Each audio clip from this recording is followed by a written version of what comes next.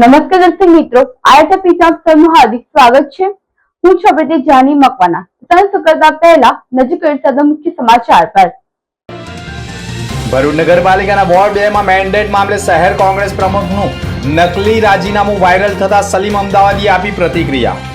તમામ ઉમેદવારોને જીતવા માટે એડીચોટીનું જોડ લગાવાશે।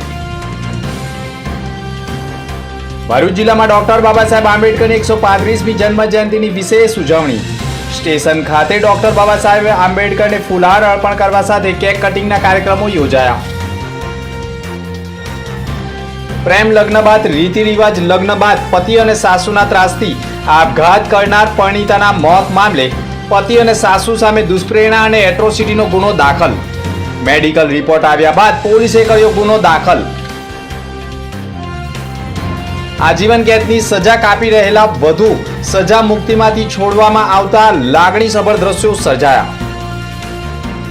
હિમાચલ પ્રદેશ ખાતે આર્મીમાં ફરજ બજાવતા કાસુભાઈ ભલાભાઈ હઠીલાનાઓ સામે ઈસવીસન 1976માં ફરજ દરમિયાન ઇપીકોની કલમ 460-34 મુજબ ગુનો દાખલ થતા નામદાર એડિશનલ સેશન્સ કોર્ટ કાંગડા ધર્મશાળા હિમાચલ પ્રદેશ દ્વારા આજીવન કેદની સજા કરવામાં આવી હતી, જે ભરૂચ જિલ્લા જેલ ખાતે છેલ્લા 26 વર્ષથી આજીવન કેદની સજા ભોગવતા પાક્કા કેદી 35,355 કાસુભાઈ ભલાભાઈ હઠીલાનાઓ સરકારશ્રીના નક્કી કરેલા ધારાધોરણ મુજબ વહેલી મુક્તિ માટે પાત્રતા ધરાવતા હોય અને બીએનએસની કલમ 473 મુજબ મજકૂર કેદીની વહેલી જેલ મુક્તિ માટે જેલ અધિક્ષક દ્વારા સંબંધિત અધિકારીઓના અભિપ્રાય મેળવી ડીજી પ્રિઝન શિમલા હિમાચલ પ્રદેશ ખાતે મોકલી આપતા તેઓ દ્વારા જેલ સલાહકાર બેઠક યોજી મજકૂર કેદીની વહેલી જેલ મુક્તિ માટે હકારાત્મક અભિપ્રાય થતા ગૃહ વિભાગ હિમાચલ પ્રદેશ સરકારશ્રી દ્વારા બાકીની સજા માફ કરીને શરતોને આધીન વહેલી જેલ મુક્તિનો આદેશ કરતા ઇન્ચાર્જ અધિક્ષક એનપી રાઠોડ દ્વારા જેલ મુક્ત કરવામાં આવ્યા છે। સારા અને ઉજ્જવળ ભવિષ્યની કામના સાથે વિદાય કરેલ જેલ મુક્ત થતાં પરિવારજનોમાં ખુશીનો માહોલ સર્જાયો અને છૂટ્યા બાદ પરિવારજનો સાથે મુલાકાત થતાં લાગણીસભર દ્રશ્યો સર્જાયા હતા। મારું નામ કાસુભાઈ ભલાભાઈ।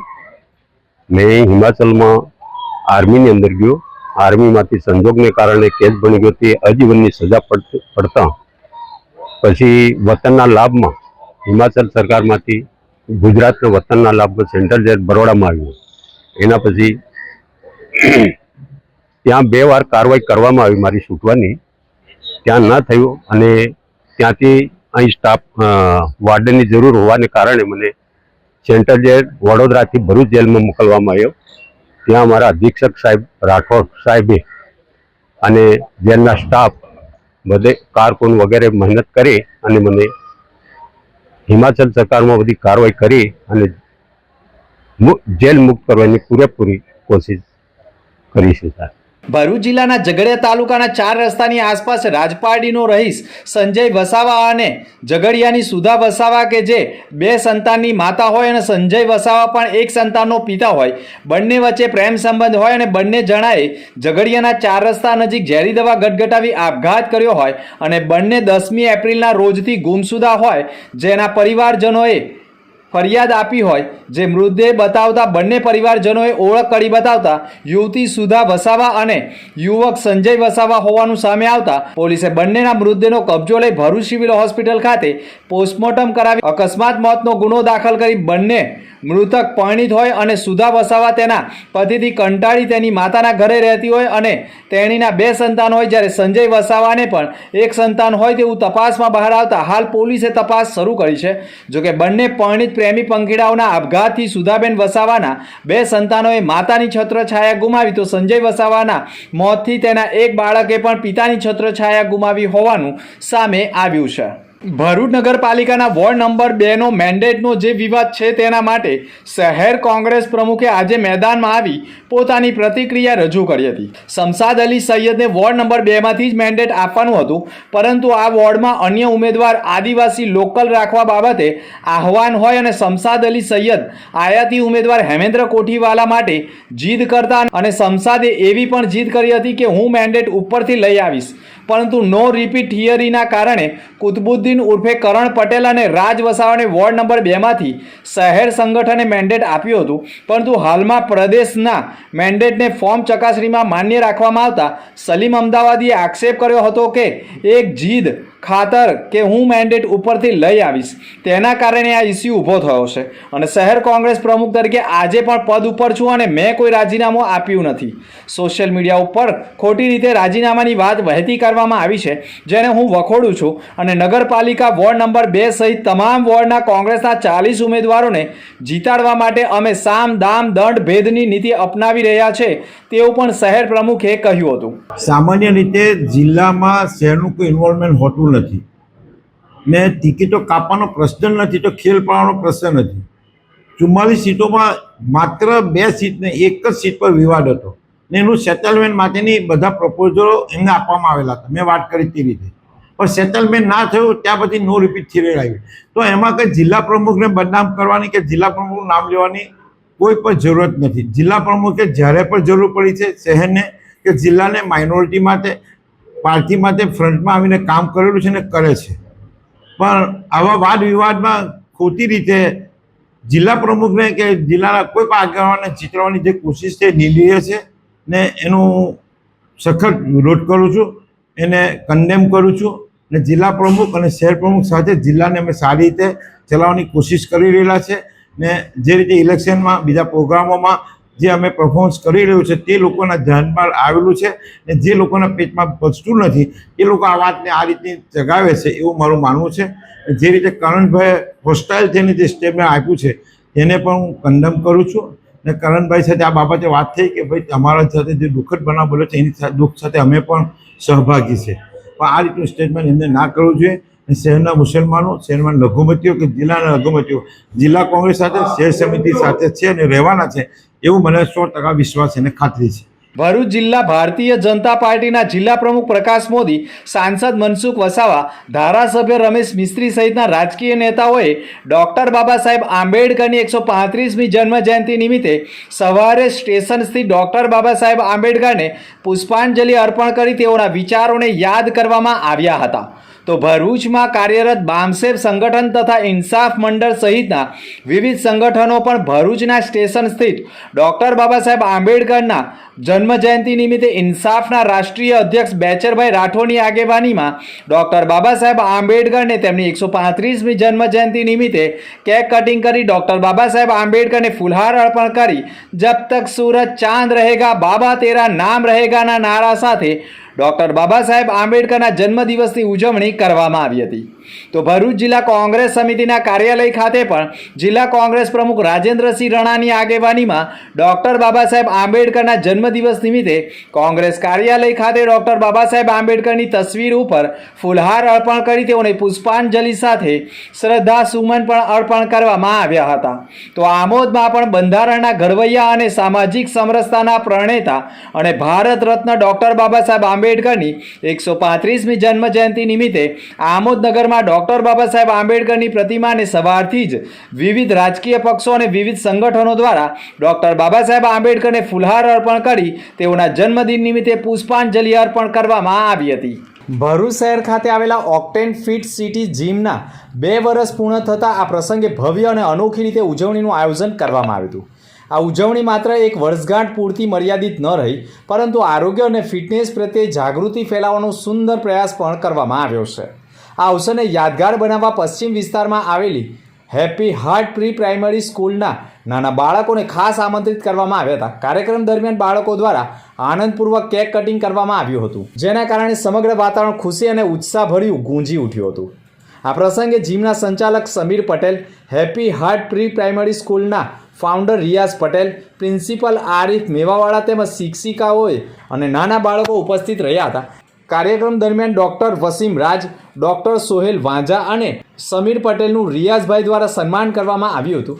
તેમજ નાના બાળકો દ્વારા જીમના સ્ટાફને ગુલાબ આપી તેમનો સન્માન કરવામાં આવ્યો હતો, જે કાર્યક્રમ વિશેષ આકર્ષણનું બન્યું હતું. કાર્યક્રમ દરમિયાન બાળકોને સ્વસ્થ જીવનશૈલી અપનાવવા માટે માર્ગદર્શન આપવામાં આવ્યું હતું અને રોજિંદી જીવનમાં ફિટ રહેવા માટે સરળ અને ઉપયોગી ટિપ્સ પણ આપવામાં આવી હતી. આવી અનોખી ઉજવણી દ્વારા બાળકોમાં આરોગ્ય પ્રત્યે જાગૃતિ ફેલાવવાનો સુંદર પ્રયાસ કરવામાં આવ્યો હતો અને તમામ ઉપસ્થિત મહેમાનો માટે આ પ્રસંગ યાદગાર બન્યો હતો. ધનસોલી ખેતર નજીકના નાના તળાવ પાસે જીવલેણ ઘટના બની છે, જ્યાં મગરના અચાનક હુમલામાં સપડાયેલા અશરફ પટેલે અસાધારણ હિંમત દાખવી મોતના મોડામાંથી પોતાનો જીવ બચાવ્યો છે. અશરફ પટેલ પોતાના બકરીના બચ્ચાને તળાવમાં પાણી પીવડાવી રહ્યા હતા, ત્યારે જ પાણીની અંદર ઘાત લગાવી બેઠેલા મગરે વીજળી જેવી ઝડપથી હુમલો કર્યો હતો. મગરે તેમના હાથને જકડી તેમને તળાવમાં ખેંચી જવાનો પ્રયાસ કર્યો હતો. આસપાસમાં કોઈ માનવીય સહાય ઉપલબ્ધ ન હોવા છતાં અશરફ પટેલે ગભરાયા નહીં અને જીવતા બચવા માટે પણ તેમણે મગર સાથે જંગ શરૂ કર્યો હતો. મોત સામે મક્કમ ઇરાદા સાથે લડતા તેઓ મગરની પકડમાંથી છૂટવાના સફળ પ્રયાસ કર્યા. આ દરમિયાન તેમના હાથમાં ગંભીર ઇજાઓ પહોંચી.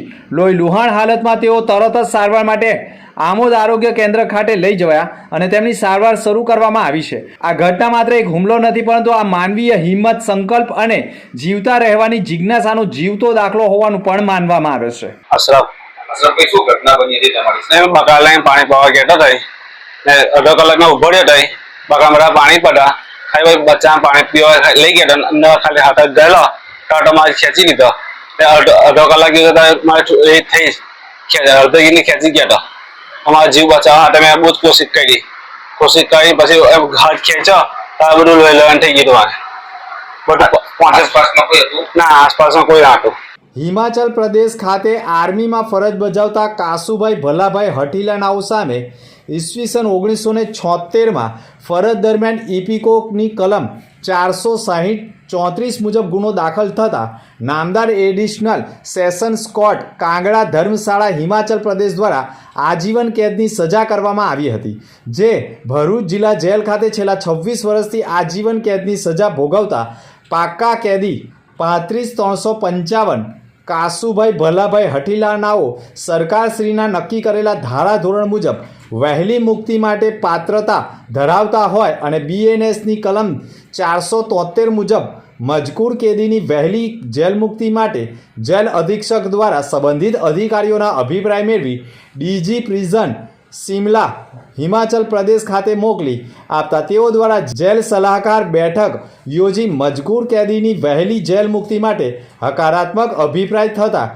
ગૃહ વિભાગ હિમાચલ પ્રદેશ સરકારશ્રી દ્વારા બાકીની સજા માફ કરીને શરતોને આધીન વહેલી જેલ મુક્તિનો આદેશ કરતા ઇન્ચાર્જ અધિક્ષક એનપી રાઠોડ દ્વારા જેલ મુક્ત કરવામાં આવ્યા છે.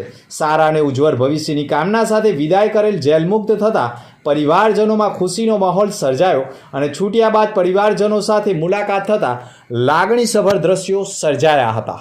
અંકલેશ્વર જીઆઈડીસી પોલીસ મથકમાં સુરત કોસંબા તળસાડીના રહીશ દિનેશભાઈ છીતુભાઈ પરમારનાઓએ ફરિયાદ નોંધાવી છે, જેમાં તેઓએ આક્ષેપ કર્યા છે કે તેમના બીજા નંબરની દીકરી હેમાંગીના લગ્ન અંકલેશ્વર ખાતે રહેતા દિવ્યેશ કુમાર શ્રીવાસ્તવ સાથે પ્રેમ લગ્ન બાદ હિન્દુ રીતિ રિવાજ મુજબ લગ્ન થયા. હેમાંગીનીનો પતિ એટલે ફરિયાદીનો જમાઈ દિવ્યેશ શ્રીવાસ્તવ અંકલેશ્વરમાં પશુ આહાર, ખોળ, ભૂસું વેચવાની દુકાન ચલાવતા અને તેમનું ઘર સંસાર સારી રીતે ચાલતું અને જમાઈ દિવ્યેશને ધંધામાં ખોટ જતા તેને દેવું થઈ જતા ધંધો બંધ કરી ઘરે બેસી જતા સંપૂર્ણ ઘરનું ભારણ ફરિયાદીની દીકરી હેમાંગીની ઉપર આવતા તે નોકરી કરીને પરિવારનું ગુજરાન ચલાવતી અને ફરિયાદીનો જમાઈ દિવ્યેશ શ્રીવાસ્તવ તથા તેની સાસુ પ્રીતિ શ્રીવાસ્તવ ફરિયાદીની દીકરીને જાતિ વિશે ગંભીર પ્રકારના શબ્દ બોલી તારો પગાર ખૂબ ઓછો આવે છે, તારા પગારથી અમારું ઘર બરાબર ચાલતું નથી, તું વધુ કમાતી નથી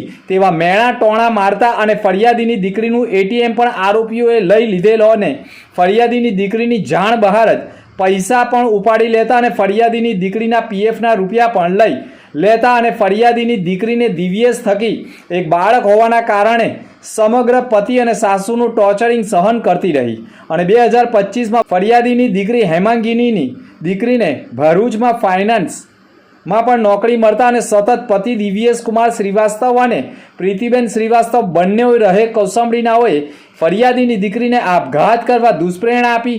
તદુપરાંત દીકરી જ્યાં નોકરી કરતી હતી ત્યાં 40 લાખનો વીમો હોય, તેમાં નોમિની પતિ હોય અને ફરિયાદીની દીકરીના સંતાનને પણ મારી નાખે તેવો ભય હોવાનો આક્ષેપ કરતા આખરે પોલીસે હેમાંગીનીના આપઘાત પ્રકરણમાં પતિ દિવ્યેશ કુમાર હેમેન્દ્ર કુમાર શ્રીવાસ્તવ અને સાસુ પ્રીતિબેન હેમેન્દ્ર કુમાર શ્રીવાસ્તવ સામે દુષ્પ્રેરણા અને એટ્રોસિટીનો ગુનો દાખલ કરાવતા પોલીસે ગુનો દાખલ કરી બંનેની ધરપકડના ચક્રો ગતિમાન કર્યા છે.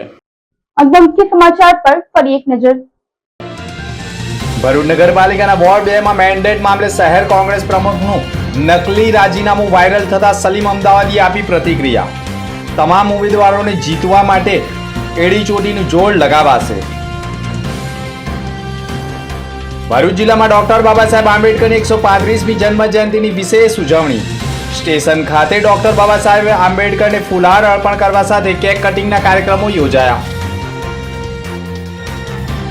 પ્રેમ લગ્ન બાદ રીતિ રિવાજ લગ્ન બાદ પતિ અને સાસુના ત્રાસથી આપઘાત કરનાર પરિણીતાના મોત મામલે પતિ અને સાસુ સામે દુષ્પ્રેરણા અને એટ્રોસિટીનો ગુનો દાખલ।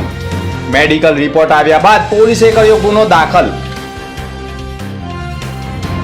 આજીવન કેદની સજા કાપી રહેલા વધુ સજા મુક્તિમાંથી છોડવામાં આવતા લાગણીસભર દ્રશ્યો સર્જાયા। તો અત્યાર સુધીના સમાચાર। નવા સમાચાર સાથે ફરી મળીશું। નમસ્કાર।